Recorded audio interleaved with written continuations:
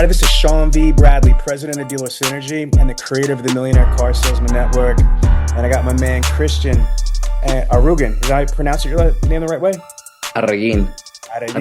Yeah. My Puerto Rican wife will be very upset with me right now. Respect. Well, first of all, man, you look younger than me. I'm getting old now, but how old are you about? I'm 28. 28. Okay, so you're not too young, but definitely younger than me. How long you been in the automotive industry for, man? I'm still very new. I'm only a couple months in. I'm only like about 5 months in. Okay, so 4 or 5 months in the industry, but you're still in the Air Force? Yes, I'm still in the Air Force. Yes. So I'm assuming reserves. Yes. Okay, were you ever active before? I was active for a year, then transitioned to reserve. Okay, and what do you do in the Air Force? I do intel. Oh, okay, I see you. All right. What's up? All right, so first of all, thank you for your service. Thank you. Appreciate it. Okay. So Air Force, you have what? How long was basic training for? 6 or 8 weeks? 6. Okay, Yeah. 6 weeks, and then AIT for how long? That was another 2 months. Another 2 months. Yeah. Okay, no doubt. And are you planning to stay in the automotive industry, or are you looking for a different career, or what are you looking at? Talk to me. No, I fell in love with the car industry. I Yeah. fell in love with sales. I fell in love with it. It's just, yeah, I plan on doing this for a while. All right, so let's get cracking into this interview now. Okay, so tell us a little bit about your background. But my background, as far as the car sales goes, I don't have much experience on car sales. I did work at a car dealership, like before the pandemic, before I joined. I worked there for like a month and a half, sold 14 cars my first month, and then left military, did some real estate, still always in the hustle. But as far as actual sales experience in a car dealership, I'm still very new. But I believe in sales. I believe we're always selling ourselves. I believe that's life. Well, again, you're not from the United States, though. No. Tell us about this. So where are you from originally? What was that life like? Okay. I was born in Mexico City. And yeah, I mean, that's kind of a big part of who I am. That's what drives me a lot. Just, I kind of briefly mentioned it, but I was born in real poverty, like no real floor, no real ceiling. So I remember one time coming home with my mom. I was only like 5. Mm-hmm. And the roof, which was a real roof, because it was like what do you call it? Like a strong wind. It blew it was almost like current. It blew it away. And just little things like that, still that money has always been an issue, basically. So those things that I because of that, understand that sales is the way, it's the way out. So that's one of the things that drives me every day. All right. So if I'm understanding this, you were born in Mexico City, in Mexico. You're born into real poverty. Yeah. Stuff that most people never experience, and you were able to go from that to get to the United States the right way, and you join the United States Air Force, the United States military, to serve your adopted country, so to speak, right? Because it's not your originally where you're from. Yeah. And you went to college. Yeah. You've got a degree. Tell us what you got a degree in. Oh yeah, I have a degree in psychology, minor in business. He said like it's no big deal. And you did say that you were in Intel. So let me so you're from freaking Mexico City, extreme poverty. That didn't stop you. You figured out a way how to get over here legally. You put yourself into college. You got a degree in psychology. You been in the Air Force in intelligence. Is that what I'm hearing? Yeah. And you dabbled in real estate and let me just tell you this right now. If nobody's told this to you, we're fucking lucky to have you. We're lucky to have you in our industry. Someone like you that's overcome adversity the way that you have, to be able to prosper in spite of. You never once turn around and clung, oh, I'm a victim of my circumstances, and I need some government cheese or whatever. And you turn around and tighten up your bootstraps, metaphorically speaking, and you went to work. Is that what I'm hearing? When you put it like that, You yeah, it should be sounds. proud of yourself, bro. Again, look, I'm telling you, most people might not acknowledge that, but again, I feel you. I don't know how much you know about my background and stuff. My dad was born in Belize. I'm first generation in this country, and I went through extreme difficulties as a kid to be able to come out at the other side of it because of our industry. You are in one of the absolute most incredible industries in the world in any country because you could make as much money as you can earn, brother. You know what I mean? That's it. You could make as much money as you can earn. So talk to me about this. When you hear the word or the phrase American dream, what does that mean to you? That's a great question. First of all, that's a big part of the reason why I identify with you and your podcast for the same reason, like the background. Okay, you and it takes. I don't know. I'm very passionate about that. Yeah, It, talk to me. This is my show. Speak freely, bro. There's no restrictions it here. there's a struggle that a lot of people don't understand that people take for granted, and it's like now that I just became recently became a citizen, I'm starving. I'm like, wow, like so many opportunities that this country has to offer. People don't take advantage of them, or people don't even. I don't know. They just take it for granted, which it never has.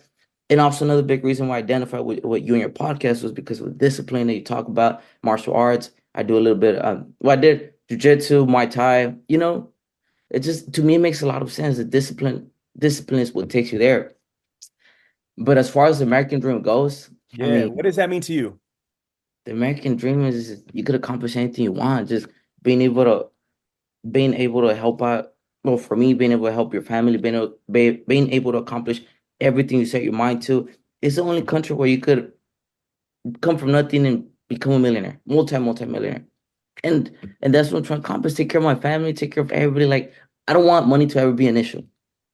Nah, I hear you. And isn't it crazy? There's so many people here in this country that don't appreciate it, that want to motherfuck the United States, that want to motherfuck, you know what I mean, all the opportunity. And here you Yeah. are breaking your neck to get to this country. And when you get here, you're not like, all right, I'm here. What I mean? Like since you've been here, you've been working, grinding, hustling to make a better life for yourself. And again, I have so much respect for that, Christian, because there's so many people that are born here in this country that are Yeah. entitled. They're entitled. They feel like the government owes them. They feel like people owe them. They feel like their boss, their job owes them. Nobody owes you shit, man. Nobody owes any of us shit. We owe ourselves. We owe our families. That's the only people that owe something is ourselves and our family. We can't expect as a grown ass man or grown ass woman to be babied and coddled by the government or the president or what have you. I think it's absurd. And man, I'm just telling this right now. I can't tell you how impressed I am, with you. The fact that you came from Mexico City in poverty, came here, got a college degree, joined the United States military, and you're part of the workforce, and you're not part of something easy. Being a car professional, automotive professional, is hard because if you're not good at it, you're going to starve. You know what I'm saying? Like again, the only time you make money is if you sell cars. So, man, again, if nobody's told this to you, or if you haven't heard it today or this week, I'm proud of you, man. Much respect for everything that you've done so far. You should be proud of yourself, though, for real. Thank you. I appreciate coming from your. I appreciate it. It means a lot. Listen, it's my pleasure to say so. Couple things for you. Okay, what's the most amount of cars you sold in 1 month? 12, no, 12 bunch of Mhm. apps. I mean, I'm a Don't. hustler. That's okay. It's okay. That's what we're here to talk. I'm gonna try to pour into you to Yeah. help you. You know what I mean? Now, what about um, what's the most amount of money you made in a month so far? So far in Gross, the gross, month, not net. eight Eight thousand. thousand. Mm-hmm. Now, question for you: for someone that you set this up yourself, you know what I mean, by coming from extreme poverty, didn't have floors and shit like that. What is that like for you to be able to make $8,000 in a month? Is that like crazy? Yeah, I mean, even just a simple fact of just it might be insignificant to some people, being able to buy the Nah, first car. nah. Just I don't want anyone to hear that. I don't care about them. I all don't right. care about you. You're on the show, not them. You know what I mean? Let them watch and listen to us. So, what is that like for you, brother? For you to be able to earn that yourself? Like, how proud of you yourself? I'm proud. I wanted to, yeah. I want to first thing I would do is want to be able to help my parents. I mean, it's a lot. It's a lot. Both of them combined probably don't make that. Do you understand? Like for our audience listening to this is a very humble man that the first words out of his mouth is, I can't wait to help my parents. Not let me go buy some rims or they give me a Beamer or a Mercedes. It's like, you know what? I'm so grateful to be able to make this because both my parents combined are not making it. And you know what's crazy though, Christian? You've only scratched the surface. Do you see what I'm saying?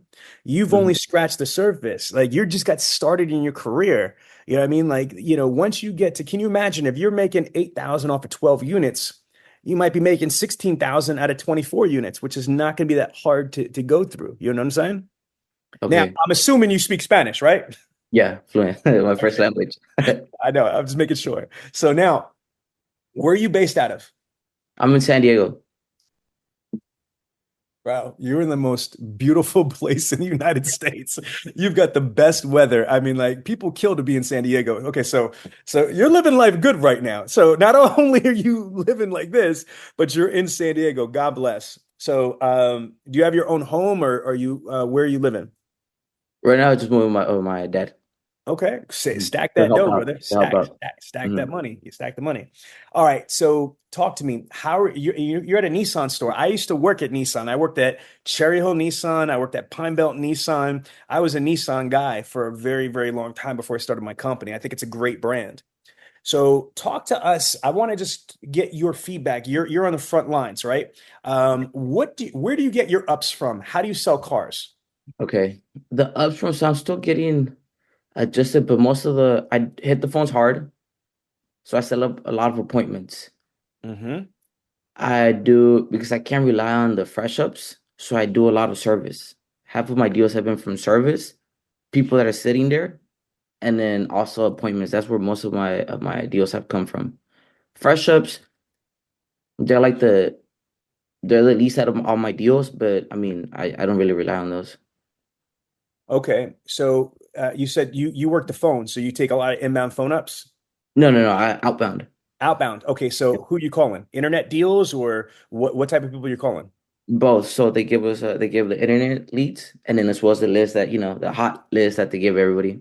Where they get the hot list from? Is it data mining, equity mining, hand raisers? Do you know where that's from? I think they call it like loyalty program. Yeah, is it lease loyalty, lease No, retention, no, no. customer loyalty? Yeah, customer loyalty. Okay, so it might be previous customers or orphan owners. Yes, it sounds like Okay, that. Yeah. yeah. All right. So let's go through this. You're handling internet leads, the loyalty list, which is probably owner retention, orphan owners, things like that. Uh, What other ways are you selling cars right now? Is that it? that's it. Yes. Okay, so I'm just gonna give you some free advice. That's part of the challenge right there is that you're not diversifying enough. Yeah. I'm not sure how many of these podcasts you've listened to me, but there's how many ways can you sell cars? Let's test you. Like how many ways do you think you could sell cars on the showroom floor? I think he said 8 different ways. There you go. There's eight. Okay, can you name them? Uh, so the service, there is B bets, Mm-hmm. is prospecting, Mm-hmm. fresh ups, Mm-hmm. yeah, phone, Mm-hmm. and I blanked out on the other ones. Okay. So this is what I remember. Hmm. Walk-ins, Well, B-backs. That's the same thing, fresh ups. So walk-ins or fresh ups, B-backs, internet ups, phone ups, service conversions, prior customers and orphan owners, referrals, and the lost art of prospecting. Okay, there's eight different ways. So one of the things that you've got to really start to do is diversify the way that you sell cars. Most salespeople like yourself are doing what you're doing. The average salesperson sells less than 10 cars. So you're doing better than most of the United States. 12 cars is okay. You know what I mean? But definitely with somebody that's been in the military, that's freaking got a psychology degree and does intelligence for the United States Air Force, you definitely have the aptitude and the intelligence to be able to diversify. But again, that's one of the things that you need to be able to do. Because what I asked you three different times. You said that you're handling internet ups, you're handling like the loyalty list, and some walk-ins. You know what I mean? But so there's a bunch of other ways that you're not selling cars. You're not even in the game. And so Yeah. think about it. If you're able to sell 12 cars and make 8 grand from only 3 or 4 ways, can you imagine if you diversified to all 8 ways, you will be able to sell a lot more cars within the month. So here's what the strategy should be, in my opinion. I say this to whoever will listen to me. Okay. Someone like you that just got into the industry, man, you, believe it or not, have an unfair competitive advantage compared to most of the other people in the automotive industry. Let me explain to you why I think you have a better competitive advantage. Well, first of all, you're already doing better. You're doing 20% better than the average salesperson. There's roughly 18,000 franchise dealerships, which is over 200,000 salespeople, from franchise stores. Then there's Okay. another 40 to 50,000 used car and buy here, pay here's. So I'm going to tell you, my friend, there's probably over 500,000 car salesmen and car saleswomen in the United States between used and franchise. So you are doing 20% more than 500,000 salespeople in the same position. Now, why do I think, without knowing you more than this interview, are you doing better than that? Your background, you are hungrier. When you grow up in Mexico City, poor, you don't got shit, nobody's got shit around you, and you don't want to live like that, you're going to do whatever the fuck it takes to be successful, legally, ethically, and morally speaking. So for you, Yeah. you got that somebody breathing in the back of your neck, and then you have this very strong sense of family, that you want to be able to help your parents, help your family, give them every opportunity that they deserve. And that's a hell of a motivator. And I always say this, when your why is clear, what you've got to do doesn't matter. I'm gonna repeat that. When your why are you in the automotive industry? Why do you work hard? Why do you put up with the bullshit? Why are you making as much money as you can? Once you explain the why, and that why is real and it's real important, it's not gonna matter what you have to do to achieve the why. So when the why is articulated, the what's not gonna matter. Does that make sense? Yeah. Third, I'm up to 3 now. You were in the United States military. We just ascertained you spent 6 weeks in basic training, another 8 weeks in AIT training. Okay, so you have to be disciplined. You've got to be able to follow orders. You have to respect chain of command. There's so many things that the United States military provides human beings, that are real life skills. And again, the military has a great budget. They don't really spend it on soldiers, but they spend it on resources, training, products, equipment, etc. But you've got the benefit of understanding training and mastering your craft. That's what AIT is, advanced individual training. You got basic training and you've got specialized training from the United States military. That's really important. And then you have a 4-year degree in psychology. Just going to school for years and years and taking tests and passing them and getting a bachelor's degree in psychology. Just going through the education process is training and discipline. But then the type of degree that you have too, my brother, psychology is amazing. It's understanding how people think, understanding how people respond to stimulus and response, etc. The ego, the id. I know a little something about psychology myself. You know what I mean? So my point is that you've got all of these things that are giving you this unfair competitive advantage. And then also, my brother, you are bilingual and your first language, your native language is Spanish. So you have all of these things. You need to embrace each and every one of these things. That's what's going to help take you to that next level. Does that make sense? Yeah. Makes a lot of sense. All right, so let's recap. So again, I thought about it like that. that's why I'm here, bro. So you think about it, right? That's what a coach does. It puts shit in perspective for you. Feel me? The Millionaire Car Salesman Podcast is on your radio. This episode is brought to you by Podium. Here's a question. How much would your business change if you had one more employee who worked 24/7 to turn every lead, including the ones that come in after hours, into a test drive, sale, and more money for your dealership? Meet Jerry, Podium's new AI BDC.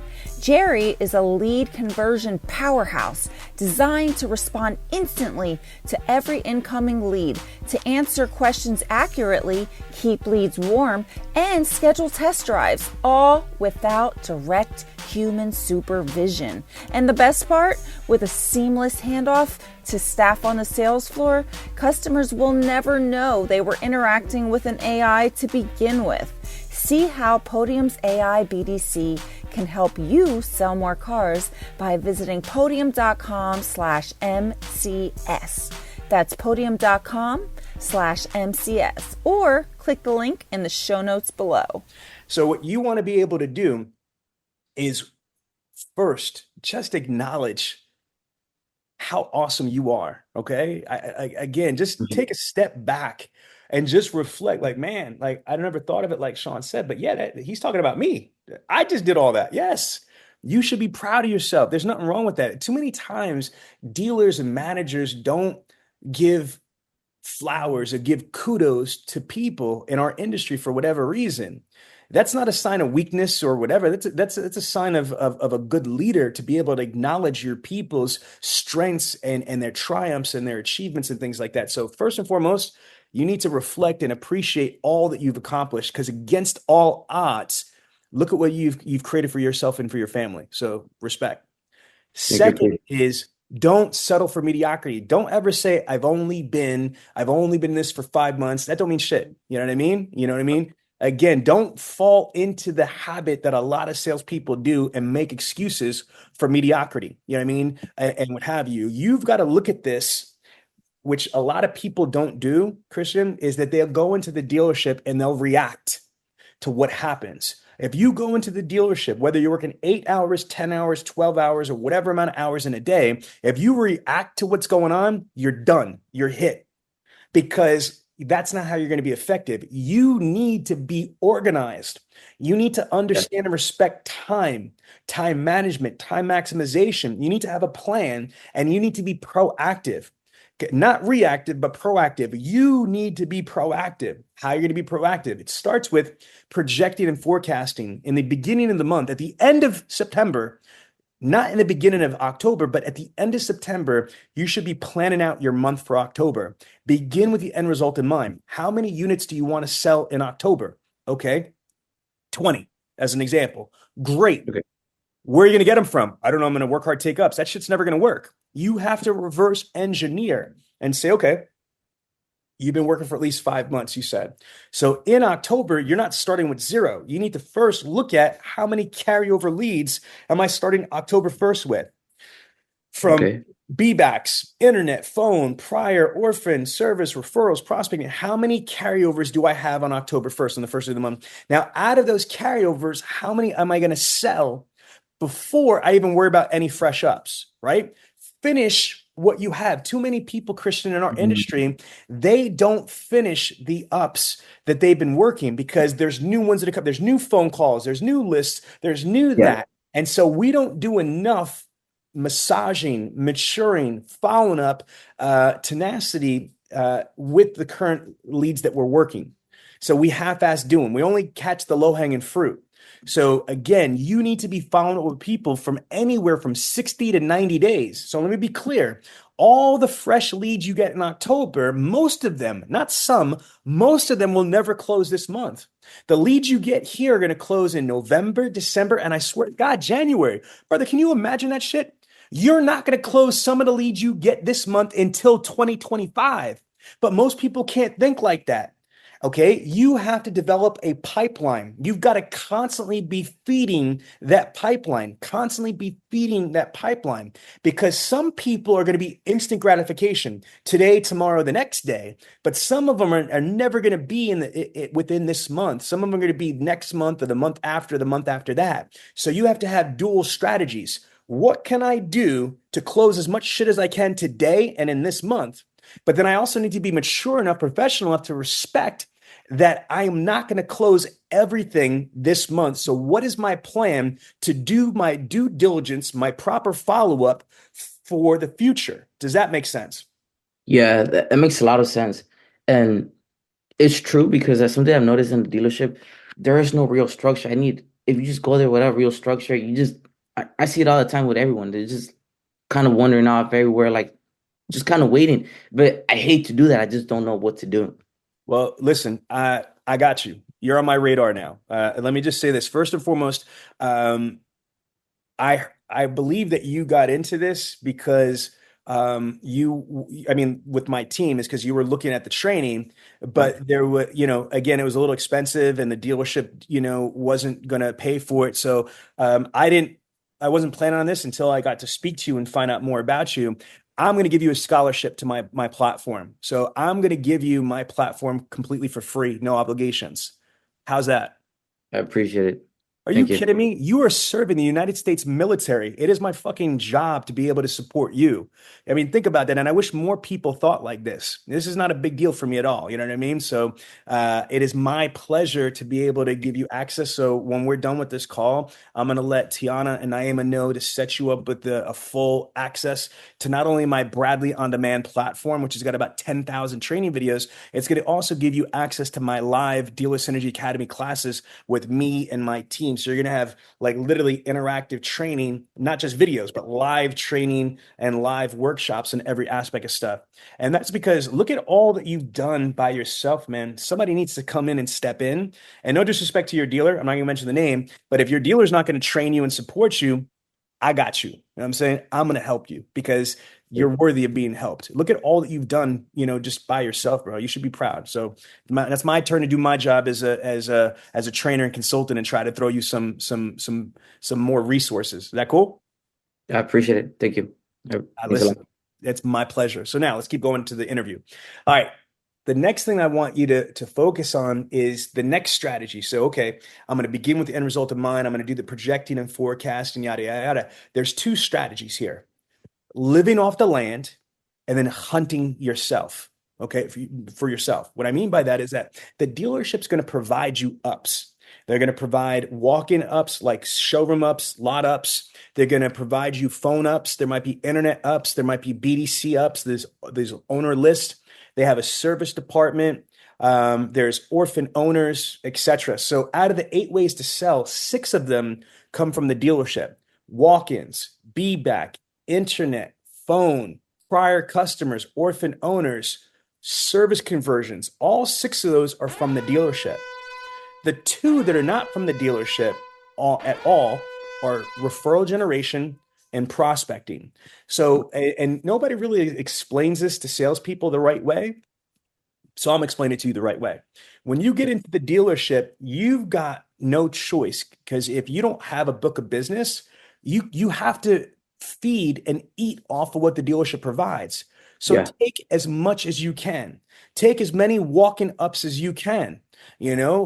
Clock the door, clock the lot. I mean, you're in freaking San Diego, but you don't have to worry about freaking snow and weather, right? I mean, you got the best weather in the world. We So, do. get your stroll on, my G. Get your stroll on. Stroll out there, but you got walk-in ups or lot ups. Take as many freaking phone ups as possible. They're low-hanging fruit. NADA says that a service customer is 7 times as likely to purchase a vehicle from where they service their car. Work the service drive, bro. Work the service drive. Here's something else. A lot of salespeople are ignorant to this game, is that not only do you have your own customers that go to service, okay, but then there's orphan owners, which means you might have people that purchased cars from your dealership and their salesperson is no longer there. So they're orphan owners. They've got to work the service drive. I mean, I'm not work. They have to go to service. So you should work the service drive and try to benefit from orphan customers that are in the service drive. But there's a whole nother category of people called service unsold customers, which means they're service customers that service at the dealership, but they've never purchased a vehicle at your store before. So they're like food, bro. They're wide open. You have the opportunity to be able to work those people. Now you got to think about it.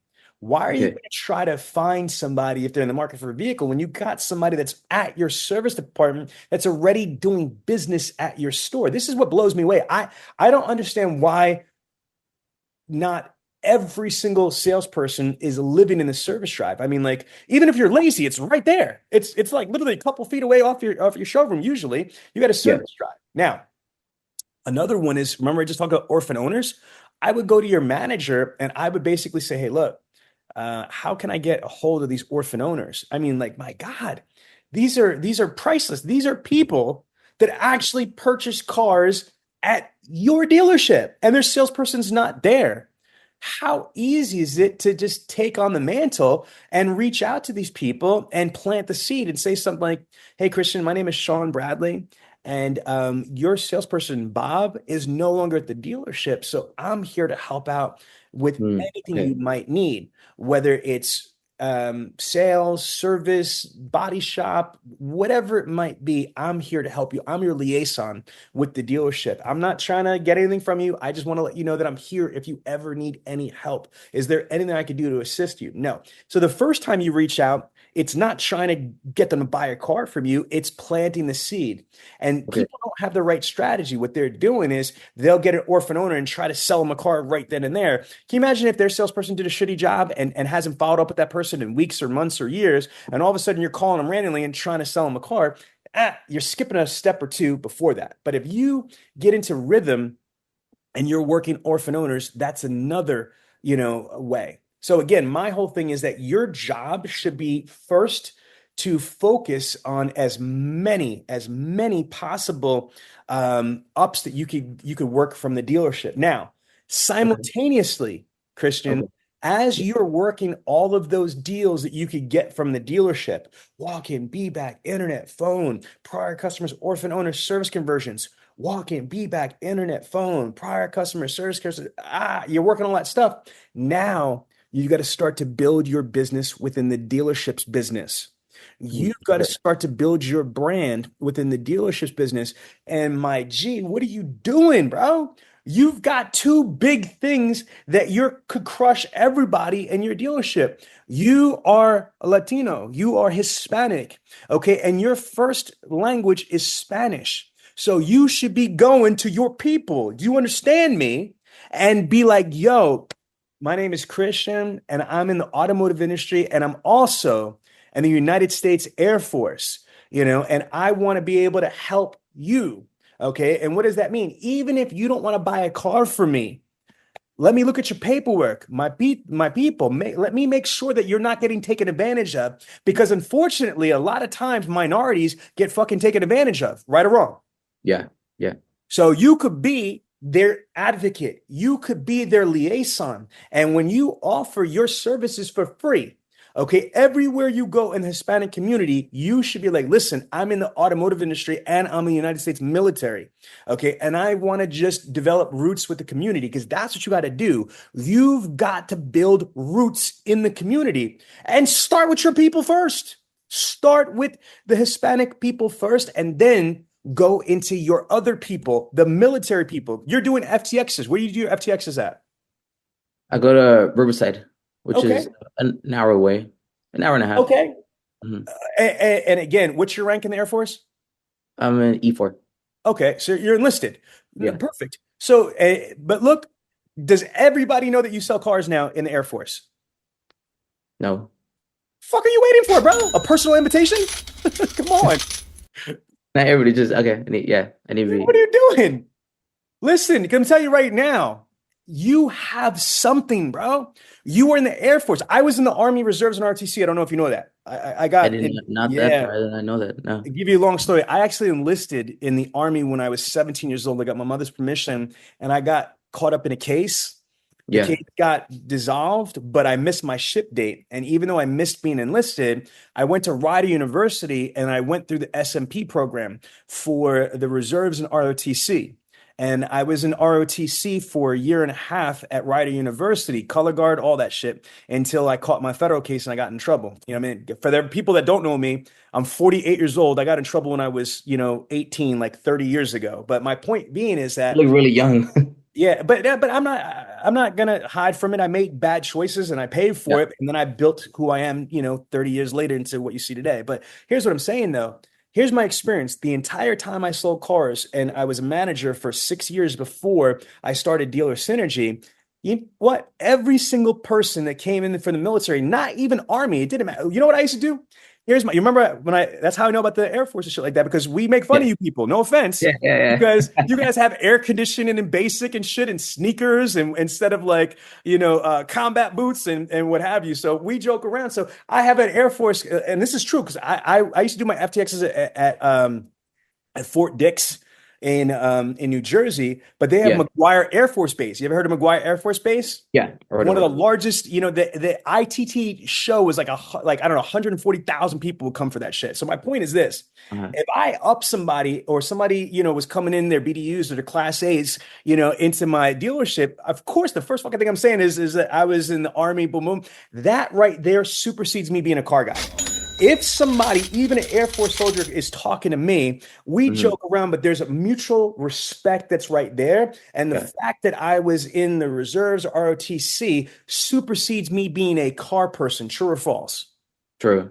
All True. right, exactly, bro. And especially when I had other Army soldiers that were there, because we were Army, gang. You know what I mean? Same thing Yeah. for you. If you get somebody that's in the military, it doesn't matter if they're in the Marines or the Army or the Navy. Even if you're Air Force, there's that mutual respect and the camaraderie. But Yeah. especially if you have Air Force, soldiers or officers that you're selling a car to or come into the dealership, don't you think that that's going to supersede everything because you're Air Force and they're Air Force? So if that's the case, why are you not going after them? Why are you not targeting the Hispanic community? Why are you not targeting the Mexican community? Why are you not targeting the Air Force community? Why are you not targeting the military community? Right or wrong, bro? No, you're right. I just don't know. I just didn't know how to. Well, listen, I apologize on behalf of the entire automotive industry. Somebody needs to apologize to you, because for somebody to come from Mexico City through all that bullshit you had to do to get here, in spite of this, that, and the other thing, look at what you did for yourself. Someone like you is what I call an overachiever. Someone like you deserves somebody, a coach, a manager, to pour into you, to give you direction.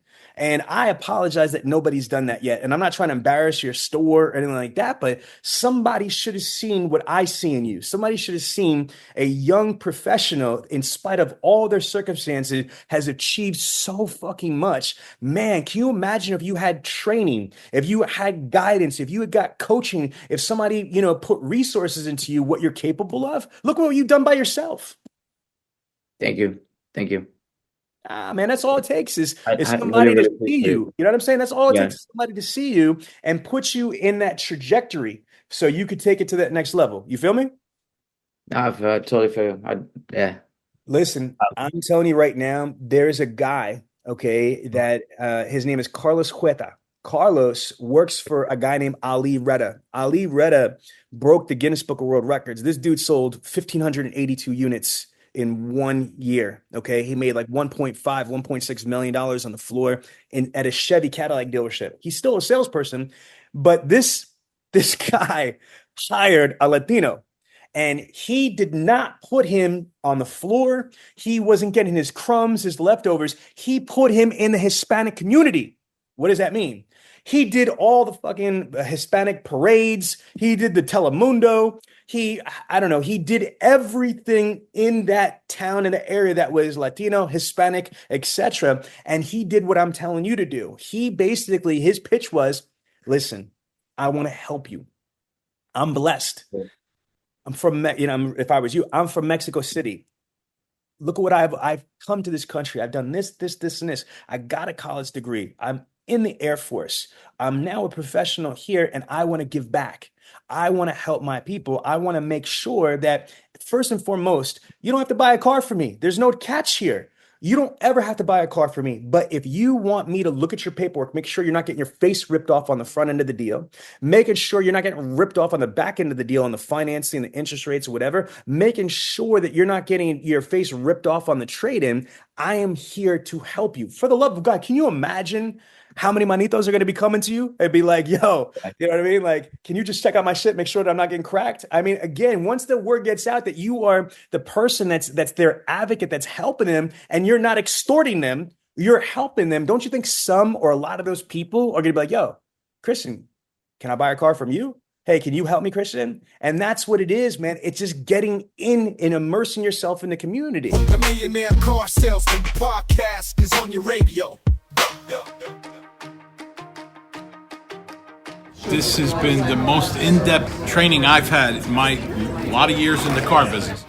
We went from 60 cars to 156 cars a month in 3 months. NAMAD, the entire Toyota Chicago region, as well as the top automotive groups like Coons, Lithia, and Norm Reeves have all used Bradley On Demand to train their team. They're the most comprehensive training company I've seen, and they by far have the best support system. Doing 50 cars a month, topped out at 80. I can tell you that the Bradley On Demand training will get you to the next level. And guess what? The world's #1 car salesman, Cody Carter, shares his exclusive strategies right here. You want his secrets? You gotta have Bradley On Demand. What I learned from Bradley On Demand is you can teach an old dog new tricks. I thought I knew it all. I thought it was just going to be the same old stuff. It's all new. It's all fresh. It's genuine material. Bradley On Demand is just an incredible power tool. Every dealer should take advantage of that. Our clients love Bradley On Demand. We've generated over $12 billion of additional revenue for our clients. Went from selling 75 internet leads to we've hit almost 250 the last couple months. I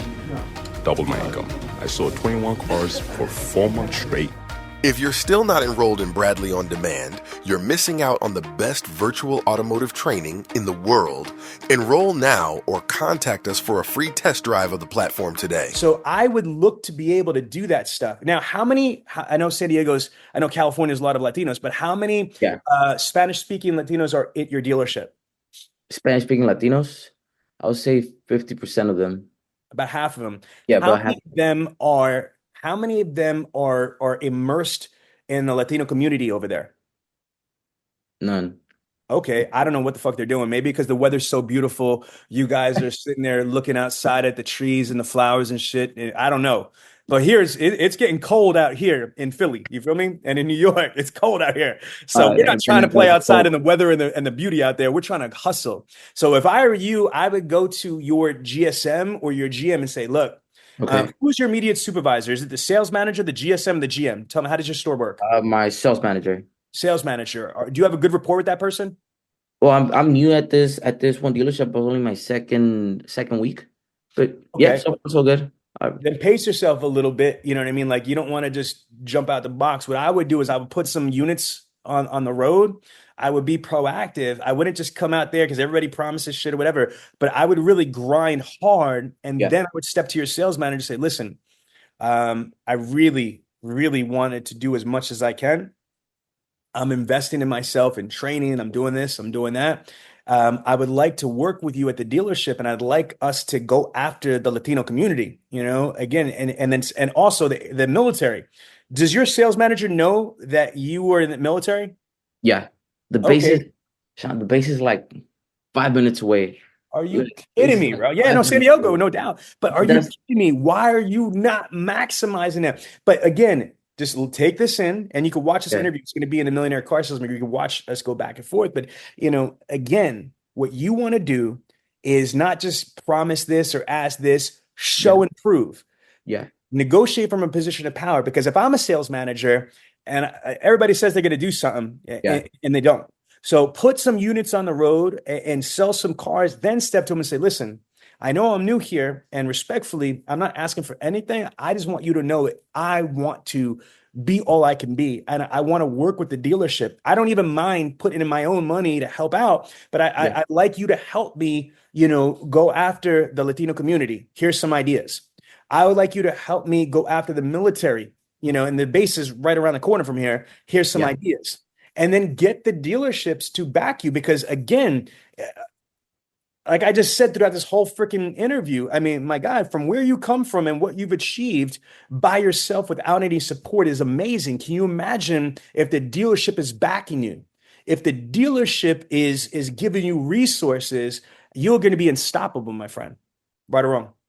100. I believe in it. I believe in myself. That's the reason I moved to this dealership, because the other one was running like an hour away, and I was still doing there was no foot traffic. Here, it's right next to base. I'm super close to home. That's the reason I moved to this one.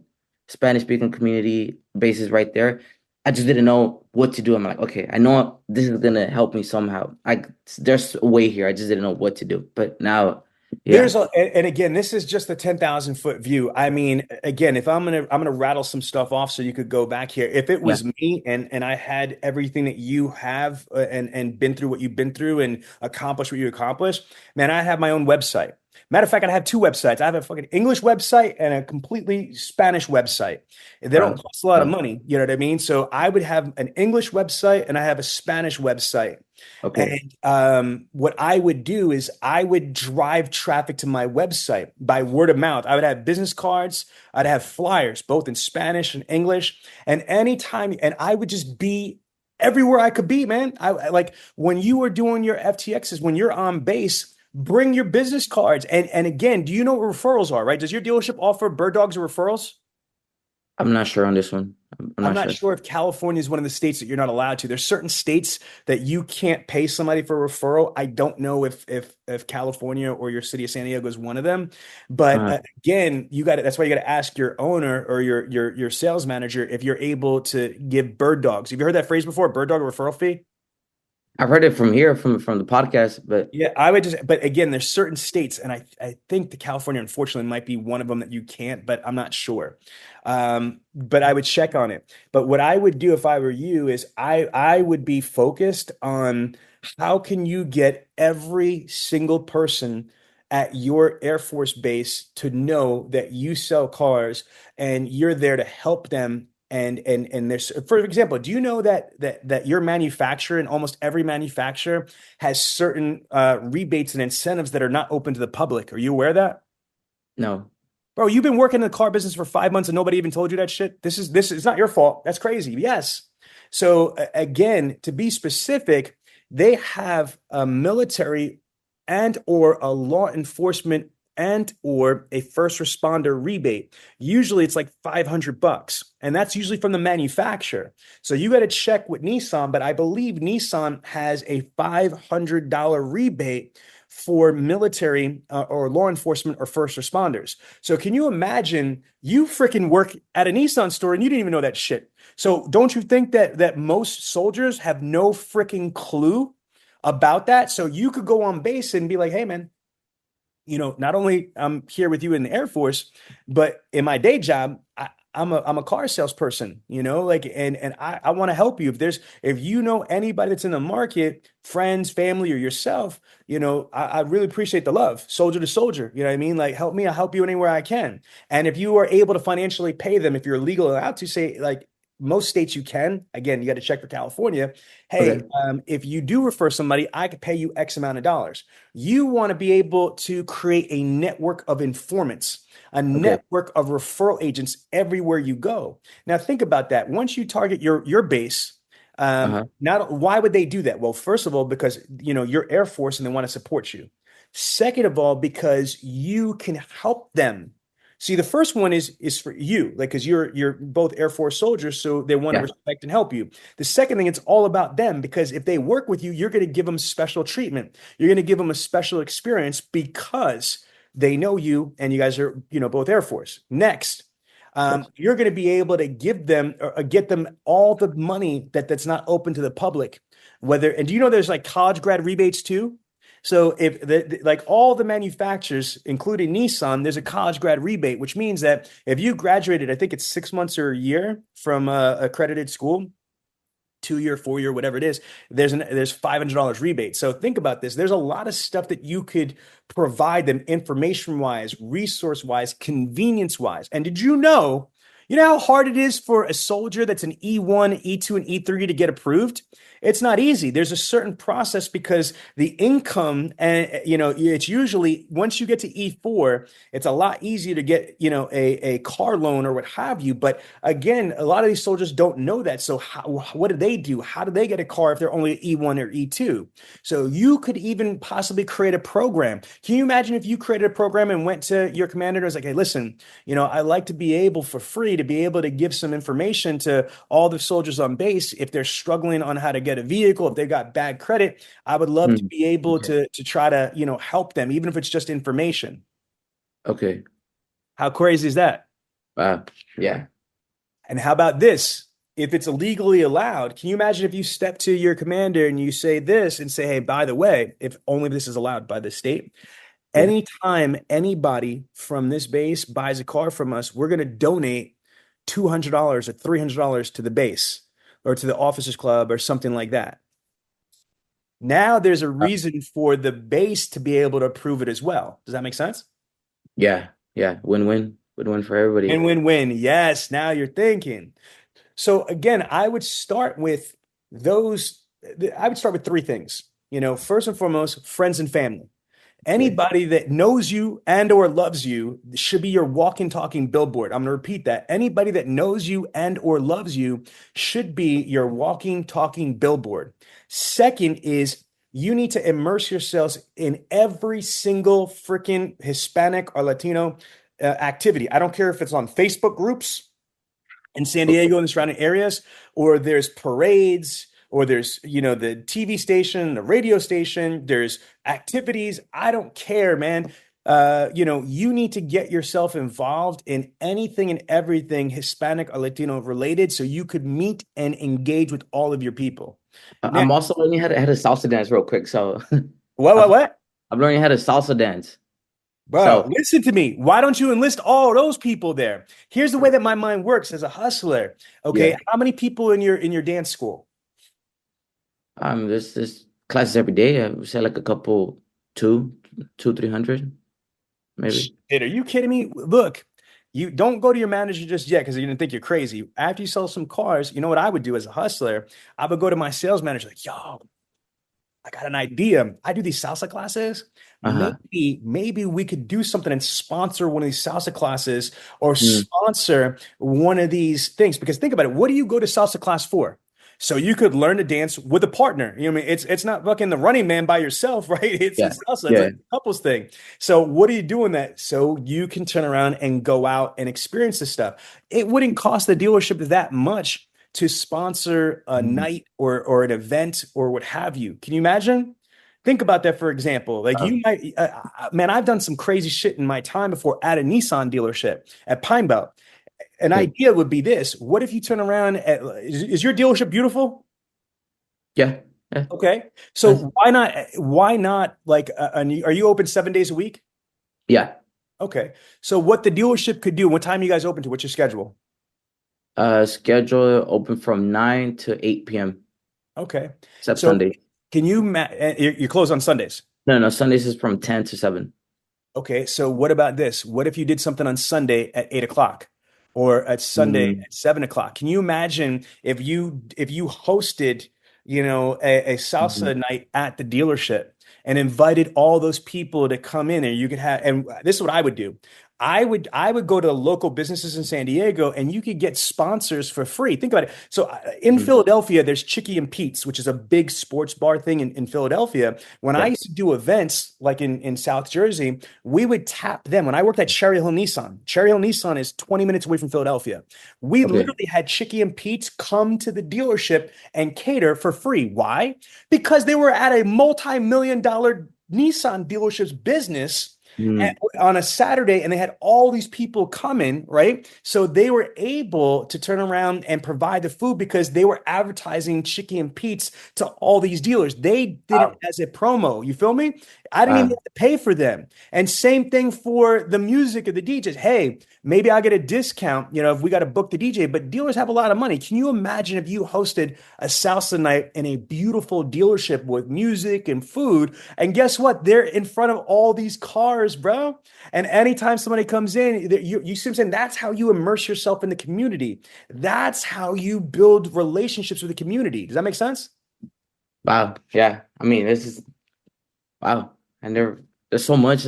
That's the one thing I love about the podcast, that there's so much. I know there's so much more out there that people don't see. I know there's more. It's just not the traditional way. And even when I hear people in the podcast talking about selling 20, 30, 40, 50 cars. I mean, I don't think they're any different. I don't think I think we all accomplish the same thing. It's just they're probably just doing something different. And just listening to the podcast makes me realize there is more. Okay, like there's a lot more, 20, 40, 50 people selling 100 cars. Like, I believe I could do it. I 100% believe I could do it.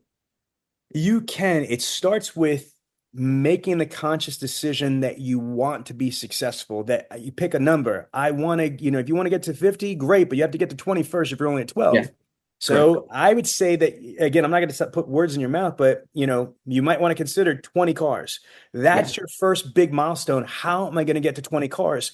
Create a plan, okay, with GPS precision, right? Okay. yeah, yeah, How are you going to get to the finish line? Reverse engineer a strategy of what you're going to do per day, per week, for that month to be able to get you to that number. Diversify, use all 8 ways to sell. And for the love of God, leverage what you've got. Leverage the Hispanic community.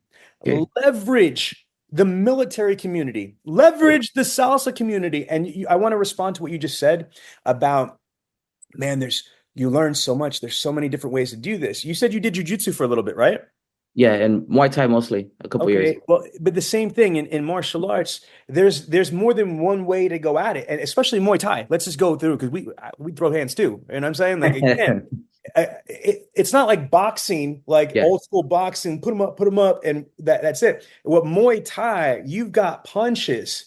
You've got elbows, you've got knees, yeah, you've got so many tools in your arsenal. And there's a different strategy if somebody's coming from this way. There's a different strategy if somebody's coming from this way. There's a different strategy if somebody's coming from here. There's a different strategy from you. Have so many tools in your toolbox. And like Mike Tyson said, I love this quote: everybody's got a plan until they get punched in the face. And that shit is especially true if you're fighting somebody in Muay Thai. You got a plan. You turn around, you got a plan, you go out there until you get cracked with something you weren't expecting. And then it's like, then you got to change your plan up. So oh shit. don't get married to one thing. Be fluid, my friend. Like Bruce Lee said, be like water, right? Be fluid. Have different options. Maximize the ones that are going to fit you the best. Like I said, my coaching with you is tailored to you. From the little that I learned about you, your background and what you are and what you know, that's how you build your strategy. And your sales strategy should be completely different from everybody else at that dealership, because you're different from everybody else from that dealership. You've got different experiences. You've got different connections. You've got different resources. Leverage those. Because you're selling like everybody else is right now, bro. And Yeah, you're not like everybody else. You've done shit and been through shit that most of those people will never understand. From Mexico, from college, from the military. So why are you forgetting all that shit that made you you and got you to where you at? Embrace that shit and maximize that shit, brother. yeah. Oh yeah, and I appreciate it. I really appreciate it. Sean, it means a lot. It really does. Well, it's perfect. And look what time it is. It's 2:00 on the dot. I'm also timely and prompt. That's the show. So I'm gonna let you end it. So what do you want to say to the audience? I'm gonna let you have the last word. No, I mean, it's just ever since I listened to podcasts, just listening to you, Sean, I really identify with a lot of your story, the background, where you come from, and it's just that coming from nothing to something, how you're a prime example of that. I mean, everything just about from the discipline to what you preach, everything. It's just, I really identify with the podcast, and then hearing this from you, like put into different perspectives, it means a lot. Listen, I appreciate that, but we're all just people. You know what I'm saying? We're all just people. I go hard for this industry because I shouldn't be, look at me, man. I shouldn't be where I'm at. You know what I'm saying? I shouldn't be where I'm at, but I am. You know why? Because I'm not a victim of my circumstances. I'm not a victim of my stupidity when I was a kid. I'm not going to look at my wife and my children and say, Daddy can't, or your husband can't for whatever reason. Can't's not in my vocabulary. I will achieve everything that I've ever dreamt of. And I've literally done everything in my life I always wanted to do. And if I can do it, coming from where I come from, man, everybody could do it, especially you, man. For all that you've done, much respect to you. So look, it's my pleasure. What I'm going to do is when we get off here, I'm going to walk out to Tiana and I'm going to instruct her to reach out to you. And we're going to set you up on Brad the Demand and the Dealer Synergy Academy classes. And I truly look forward to sharing your success. What CRM do you guys have? We have Dealer Socket. Yeah. Challenging sometimes. Okay. My last two pieces of advice: master your CRM. Okay. The CRM is one of the most important tools you will ever have in your life. You ever watch Full Metal Jacket? I have not. Oh my God, you're a puppy. You're 28 years old, but it's a funny old movie about the Marine Corps, and it's hilarious. They've got a scene where the Gomer Pyle is like screaming, like, this is my rifle, this is my gun, boom, boom, boom, boom. And that's his instrument of death is the back then at M16A2, right? Okay. For you, your rifle, your gun, metaphorically speaking, is the CRM. Your CRM is your team. It could be even your whole entire battalion. If you set it up the right way with automation and AI, it's like having a team of backup assistants that are right there. It is your time maximization. It is your GPS precision. So, but most people don't ever embrace a CRM, and most people never use the CRM. Over 90% of stores are broken or worse, you know what I mean, with their CRM. So that's the first big tip, is master your CRM. And the second and the last thing, and I'm going to let you go right now because I got to jump. Okay. Is just master your craft. You know what I mean? Just, you've got to look at what you do. You've got a psychology degree. Think about all the shit you went through in school, all the time, all the tests, all the energy you put in there. And then think about the military, all of the training, basic AIT, FTXs, all that stuff. It all is information and knowledge. You have to self-educate now. You've got to look at the automotive industry and master the automotive industry like you got a psychology degree. You got to master the automotive sales industry and the CRM and the road to the sale and the 8 ways to sell and all the shit that I'm talking to you about, just like you're going to basic in the Air Force and just like you went through AIT. But most people don't. They just react to it. They come into work, and partially like you, because there isn't good leadership, there isn't good coaching, there isn't good direction, there isn't good training. Okay, so you've got two choices. Be a victim of your circumstances and but not having good training, good management, good leadership, etc., and sell 12 or 15 cars a month. Or you could say, fuck that. I'm Christian. I just came from Mexico City. I've achieved all this. I ain't gonna stop now. I'm just getting started. And you go be, I know it's the Army thing, be all you can be. All right, my brother, I got to go. I appreciate you. You have fun today? I learned a lot. I mean, there's so much more out there. Yeah, this is just the beginning. The best is yet to come. Take care, and I'll be looking forward to seeing your updates and seeing your success. Tiana will be reaching out to you shortly, okay? Thank you. Appreciate it. Goodbye. Fast response times can help you beat the dealer down the street. Get a tool that can respond to your leads in 15 seconds or less and help you book test drives 24/7, nights and weekends, so you can sell more cars. Podium's AI BDC is a conversational AI employee who sells, schedules, and talks with customers day and night and sounds like your best sales rep. Transform potential interest into sales today with Podium. Visit podium.com/MCS to see what AI can do for your dealership. That's podium.com/MCS or click the link in the show notes.